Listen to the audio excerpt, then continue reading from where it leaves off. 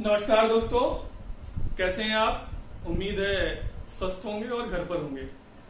तो आइए स्टार्ट करते हैं आज का topic, word mapping. Last video में मैंने बताया था आपको जीएस के सिलेबस के बारे में, जिसमें मैंने जियोग्राफी के सिलेबस की चर्चा की थी और उसमें मैंने आपको बताया था वर्ड मैपिंग के बारे में कि ये भी इसका एक टॉपिक है। ये जियोग्राफी का सबसे इम्पोर्टेंट टॉपिक है ऑब्जेक्टिव क्वेश्चन के अकॉर्डिंग। ज्योग्राफी के सबसे ज्यादा क्वेश्चन जो है वो मैपिंग से बनते हैं, चाहे वो वर्ड मैपिंग हो चाहे वो इंडिया की मैपिंग हो। तो आपको किसी भी एग्जाम के अगर ज्योग्राफी के मैक्सिमम क्वेश्चनों को ग्रिप करना है तो आपको मैपिंग जरूर आनी चाहिए, और चाहे वो वर्ल्ड की हो चाहे वो इंडिया की हो। तो सबसे पहले मैपिंग को समझे कि मैपिंग होती क्या है। मैपिंग जो आपकी ज्योग्राफी की इंफॉर्मेशन है, जो उस इंफॉर्मेशन को बाय मैप के थ्रू स्टडी करना मैपिंग कहलाता है। तो अमूमन इसको लोगों को थोड़ा सा परेशानी ये होती है कि जो इंफॉर्मेशन होती है उसको हमको ढूंढने के लिए जो है एटलस का सहारा लेना पड़ता है। तो एटलस लोगों के पास होती है पर लेकिन वो पढ़ नहीं पाते हैं। तो उन सब जो परेशानियां हैं उनको इन वीडियो में मैं दूर करने का प्रयास करूंगा और आपकी जो समझ है जो मैपिंग के प्रति इसको बढ़ाने का मैं प्रयास करूंगा। तो आइए स्टार्ट करते हैं। तो पहला कि मैपिंग क्या है। तो मैपिंग जो है मैपिंग में जो आपकी जियोग्राफी की जितनी भी इंफॉर्मेशन है, जैसे वर्ल्ड जियोग्राफी में वर्ल्ड की इंफॉर्मेशन की जो पर्वत है ये कहाँ स्थित है, इसकी चोटी का कहाँ है, इसका नाम क्या है, पर्वत का विस्तार कहाँ तक है, किन किन देशों में है, साथ साथ नदी है, नदी का उद्गम कहाँ है, कहाँ गिरती है, जल संधियां हैं, किनको जोड़ती हैं। तो ये सारी जो इंफॉर्मेशन है जो कि आपको किसी भी पुस्तक या लूसेंट या बहुत सारी अच्छी बुक्स हैं जैसे उन सब में आपको मिल जाएगी, महेश बर्णवाल है और परीक्षावाड़ी, लेकिन वो इंफॉर्मेशन आप दिमाग में बहुत देर तक स्टोर नहीं कर सकते हैं। क्यों? क्योंकि वो जो रीडिंग मेमोरी होती है बहुत देर तक स्टेबल नहीं होती है। और खासकर जियोग्राफी के साथ ये है कि आप जब तक उस लोकेशन को मैप पे नहीं देखेंगे तब तक वो बहुत देर तक रुकी भी नहीं रहेगी और आपके दिमाग में रिकॉल भी अच्छे से नहीं होगा। तो जितनी भी इंफॉर्मेशन है उसको बाय मैप यानी हम आप एटलस में देख करके उसको लोकेट करते हैं, इसी को बोलते हैं मैपिंग। कैसे करते हैं और क्या लाभ है इसके, पहले हम कैसे करते हुए बात कर लेते हैं। कैसे करते हैं तो हम लोग पहले जो इंफॉर्मेशन है जो आपके पास जितनी भी उसको ले करके जो है जो आपका एटलस है, एटलस में उसको ढूंढते हैं। उसके बाद आप एक ब्लैंक मैप लेना पड़ेगा। जैसे सपोज दैट आप जिस भी महाद्वीप को पढ़ रहे हैं या जो भी पढ़ रहे हैं तो उस महाद्वीप का एक ब्लैंक मैप लेंगे और उस ब्लैंक मैप में वो जो लोकेशन जिस जगह पे है उसको वहां पर लोकेट करने के बाद जो है जो इंफॉर्मेशन है उसको वहां पर जो है लोकेट कर देनी है। मैं इसका एक एग्जाम्पल मैं आपको दिखाता हूँ। Example suppose that Rockies mountain की अगर बात करें तो रॉकीज माउंटेन जैसे उत्तरी अमेरिका, ये उत्तरी अमेरिका महाद्वीप है और इसके जो है ये आपके पश्चिमी तट पर है। ये जो यहाँ पर आप ऐसे इसका रॉकीज माउंटेन बना लेंगे। अपने अपने सिंबल यूज कर सकते हैं आप कैसे भी, जैसे ये उत्तरी अमेरिका के पश्चिमी तट पर रॉकीज माउंटेन पर्वत है जो कि आपका मोड़दार पर्वत है। आप इसको ऐसे सिंबल भी बना सकते हैं। जैसे उत्तरी अमेरिका की सबसे ऊंची चोटी आपकी माउंट मैकिनले या इसी को माउंट देनाली भी बोलते हैं, नया नाम है इसका। ये उत्तरी अमेरिका और यूएसए दोनों की सबसे ऊंची चोटी है। जैसे मिसिसिपी नदी है जो कि ये आपका निकलती है यहाँ से जो है और जाकर के जो है यहाँ पे ऐसे गिर जाती। तो हम जो भी इंफॉर्मेशन है उसको अपने मैप पर लोकेट करना है और उसकी इंफॉर्मेशन को अपने मैप पे ही लिख देना है। जो जानकारियां होती हैं वो दो लेवल पे होती हैं। आप जब भी एटलस देखेंगे तो दो आपको मैप मिलेंगे, एक मिलेगा आपका जो है फिजिकल, एक मिलेगा पॉलिटिकल। जो फिजिकल होता है उसको उसमें प्राकृतिक विशेषताएं होती हैं, जैसे पर्वत, पहाड़, नदियां, झील, पठार और भी जितनी भी सागर, जितनी भी विशेषताएं हैं उन सबका संबंध जो है आपका फिजिकल मैप से होगा। और जो पॉलिटिकल मैप होगा जो कि जिसमें जो मानव द्वारा निर्मित कृत्रिम विशेषताएं हैं उन सब का संबंध जो है वो पॉलिटिकल मैप से होगा। जब भी आप कोई भी मैप देखेंगे, चाहे वर्ल्ड का मैप देखेंगे और चाहे आप फिजिकल मैप देखेंगे, दोनों में जो है आपको अलग अलग, जैसे पॉलिटिकल में आपकी मानो जैसे कोई सिटी है वो किस लिए फेमस है, सिटी का निर्माण कहाँ पे हुआ है, तो ये सारी चीजें जो है वो जैसे आपकी कोई सिटी कहाँ स्थित है, किस नदी के किनारे स्थित है, किस तट पे स्थित है, तो ये सारी चीजें जो है वो आपको पॉलिटिकल मैप पे मिलेंगी। राजधानियां हो गई, तो देश या जो राजधानी है ये संकल्पना ये मानव द्वारा निर्मित है और पृथ्वी ने तो देश निर्मित नहीं किया है, देश मानव द्वारा निर्मित है, इसलिए जो है पॉलिटिकल मैप में दिखता है। तो आइए कुछ और टर्मोलॉजी को जान लें। इसके साथ साथ मैंने बात किया था लाभ क्या है। इसका लाभ इतना ज्यादा है कि केवल ज्योग्राफी तक ही नहीं, आप अन्य टॉपिक्स को भी इससे इसका बेनिफिट उठा सकते हैं। जैसे आप ज्योग्राफी में जैसे सीधे लोकेशन पूछ ली गई तो आपके बताया कि जो है जैसे सपोज दैट रॉकीज कहाँ स्थित है, तो आपको उत्तरी अमेरिका देखा और आपको पता है कि यहाँ पे स्थित है। इसके बाद इसके साथ साथ हम जैसे करंट पढ़ रहे हैं, तो करंट में जैसे कोई समिट हुआ, कोई सम्मेलन हुआ, पता चला कि जो है लंदन में सम्मेलन हो रहा है या फिर न्यूयॉर्क में सम्मेलन है। जैसे वर्तमान समय में अगर जो घटनाएं हो रही कि यूएसए जो कि आपका इस उत्तरी अमेरिका महाद्वीप में स्थित है, यहाँ न्यूयॉर्क में बहुत ज्यादा मौतें हो रही, तो न्यूयॉर्क यहाँ पर स्थित है। तो हम उस सारी लोकेशन जितनी भी घटनाएं करंट में घट रही हैं उसको हम लोग जब हम मैप पे पढ़े होते हैं तो हमारी दिमाग तुरंत वहां से कनेक्ट करता है और हमारी जो उस इंफॉर्मेशन को स्टोर करने की जो कैपेबिलिटी है वो काफी ज्यादा हो जाती है।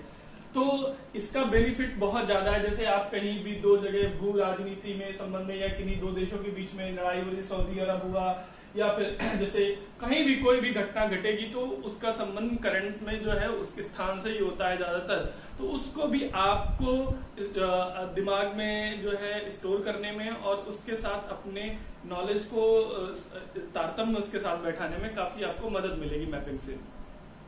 साथ ही साथ मैपिंग को की कुछ टर्मिनोलॉजी है, इसको हम लोग जान लेते हैं कि मैपिंग को स्टार्ट करने से पहले कुछ जैसे जो अब एटलस जब देखते हैं तो उसमें कई सारे वर्ड्स आपको मिलेंगे जो थोड़ी सी आपको परेशानी पैदा करेंगे कि उसके मतलब आपको नहीं समझ में आते हैं। तो वो जो टर्मिनोलॉजी क्या है उसको आप समझ लीजिए।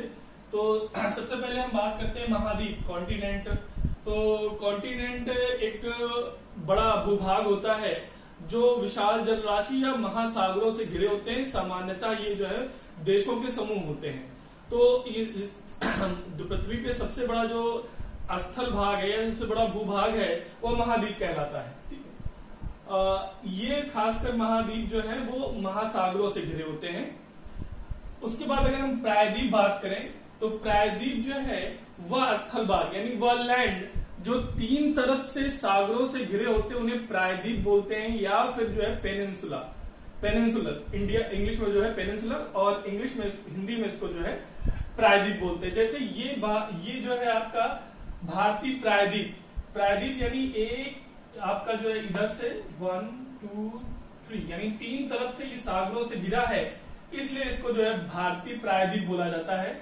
इसके अलावा कोई भी स्थल भाग जो तीन तरफ से सागरों से घिरा होगा उसे प्रायद्वीप बोलेंगे। कोई भी हिस्सा कहीं का भी हो लेकिन वो तीन तरफ से जो है सागर, जैसे ये आपको दिख रहा है, ये भी आपको क्या होगा 1 2 3, लेकिन इधर क्या लैंड है तो इसलिए जो है ये प्रायद्वीप हो जाएगा। तो ये कहीं आपको मिलेगा पेनिनसुला या प्रायद्वीप जो है, तो उसका मतलब है वो तीन तरफ से सागरों से घिरा और एक तरफ उसका क्या है स्थल भाग है। द्वीप की बात करें, द्वीप एक छोटा स्थल भाग होता है जो चारों तरफ से जो है पानी से या जलराशि से या जैसे किसी सागर से घिरा होता है, ये छोटा होता है। तो ये महाद्वीप, प्रायद्वीप और द्वीप में अंतर होते हैं।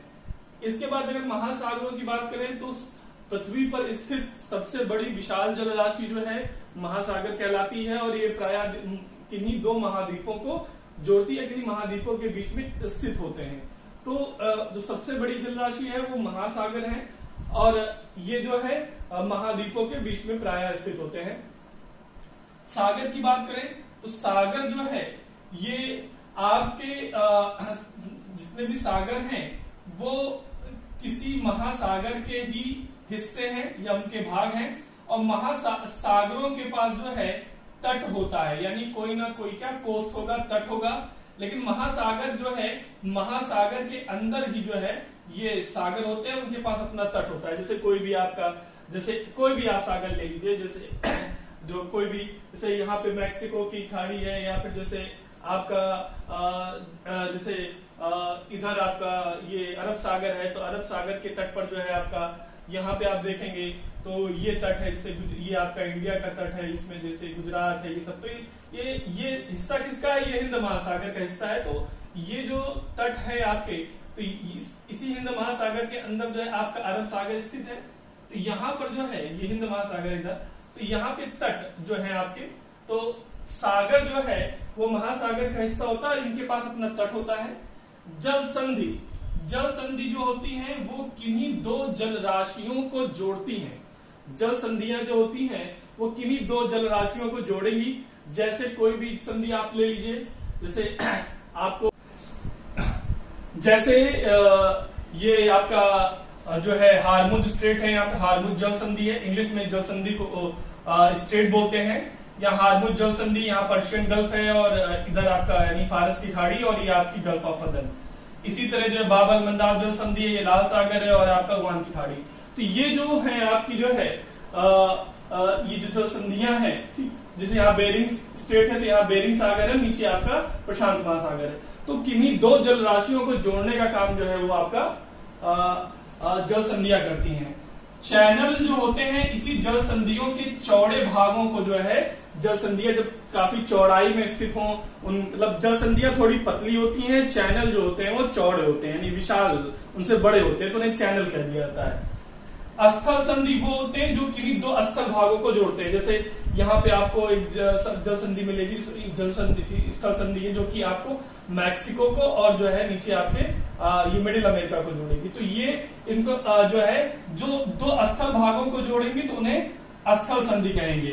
ठीक है, इंग्लिश में इन्हें स्थमस कहा जाता है, जो है इनमें अक्सर मिलेगा स्थमस, स्थमस, हिंदी में लिख दे रहा हूं उसको स्थमस, क्योंकि हिंदी में भी यही लिखा मिलता है आपको। और जैसे स्ट्रेट, इंग्लिश में इसको जो बोलते हैं, जैसे आपका जो है स्ट्रेट। ठीक है, इसके अलावा एक और जो इसमें टर्म रह गया है, जिसको मैं यहाँ लिख दे रहा हूं, उसको जो है खाड़ी या गल्फ, अक्सर आपको ये वर्ड मिलेगा खाड़ी। हिंदी और इंग्लिश में थोड़ा सा जो है एक फर्क है इसमें।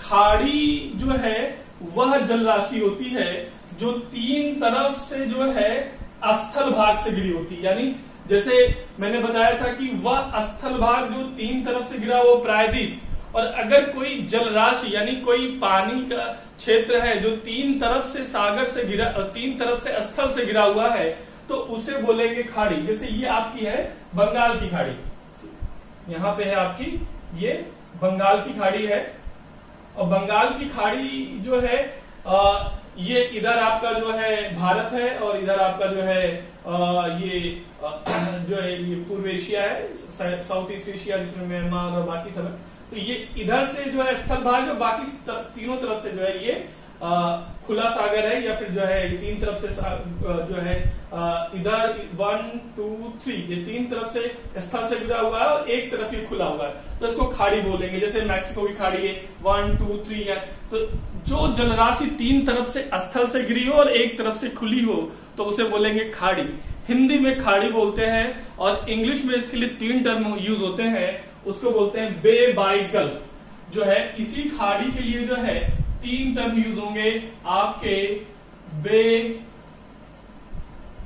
बाइट और गल्फ। हिंदी में एक ही टर्म यूज होता है, केवल खाड़ी। इन तीनों का मतलब जो है, जो बे, बाइट, गल्फ होते हैं, ये केवल शेप के आधार पर जो है इनको अलग अलग, जैसे जो ऐसे जो मतलब जो थोड़ा सा जो है कर्व के इस तरह आकार में होते हैं, उन्हें सामान्यतः गल्फ कहा जाता है। जो थोड़ा सा चौड़े मुंह वाले होते हैं उन्हें जो है बाइट कह दिया जाता है, और थोड़ा जो सक्रिय हो जाते हैं उन्हें जो है ऐसे ट्राइंगल हल्का से उन्हें बे बोल दिया जाता है। तो ये इसमें मेनली फर्क है, ज्यादा इसमें बहुत परेशान होने की जरूरत नहीं है। हाँ, ये थोड़ा सा जो एक्सट्रीम लेवल पे जो जोग्राफर थे वो जर्मनी के थे, उन्होंने जो है इसको डिफरेंशिएट किया, लेकिन आपको खाड़ी जो है तीनों टर्म के लिए यूज किया था, ज्यादा इस तरह परेशान होने की जरूरत नहीं है। तीनों का मतलब जो है आपका खाड़ी ही है, ठीक है।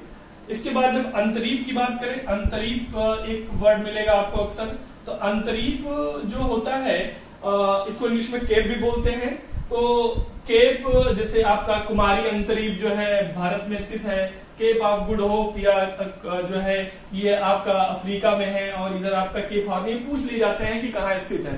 तो केप वह भाग होते हैं, जैसे ये मैं केप ऑफ गुड होप की अगर बात करूं तो ये जो है आपका जैसे कोई तट का वो भाग, जैसे तट जिस दिशा में शो कर रहा हो उसके विपरीत कोई अगर ऐसे घूम जाए, तट इधर है और इसका कोई जो भाग है वो निकल करके ऐसे घूम जाता है, तो उसे ही बोल देते हैं केप या फिर अंतरीप, यानी जो तट की विपरीत दिशा प्रदर्शित करता है उसे ही अंतरीप या केप कहा जाता है। आपको बस इतना जानना है कि केप होता कहाँ है और क्या है, ठीक है। सामान्यतः जो कुछ प्रसिद्ध केप है वो पूछ लिए जाते हैं, जैसे कुमारी अंतरीप या कुमारी केप जो है वो भारत में है, केप ऑफ गुड होप जो है वो आपका अफ्रीका में है, केप हॉर्न जो है आपका साउथ अमेरिका में है। तो इस तरह के प्रश्न बन जाते हैं, अब बार बार रटना भी पड़ जाता है कि केप क्या है, तो थोड़ा समझ लेंगे तो आपको रिकॉल करने में आसानी रहेगी। तो ये कुछ टर्म थे जो आपको मतलब जो जब एटलस देखेंगे तो आपको बार बार वो मतलब जो है थोड़ा सा जो परेशानी पैदा करेंगे। तो मैपिंग पे स्टार्ट करने से पहले ये टर्मिनोलॉजी थोड़ी समझने की आवश्यकता है। इसके बाद की बात जो है हम अपने नेक्स्ट वीडियो में करेंगे, जो मैं डिटेल में आपको पूरे विश्व को पहले समझाऊंगा, उसके बाद फिर हम मैपिंग के नेक्स्ट स्टेप पे आएंगे। ये पार्ट 1 है, अगली की बातें हम लोग नेक्स्ट वीडियो में करेंगे। और इस जानकारी को आप लोग ज्यादा से ज्यादा शेयर करें और सब्सक्राइब भी करें, ठीक। Okay, thank you.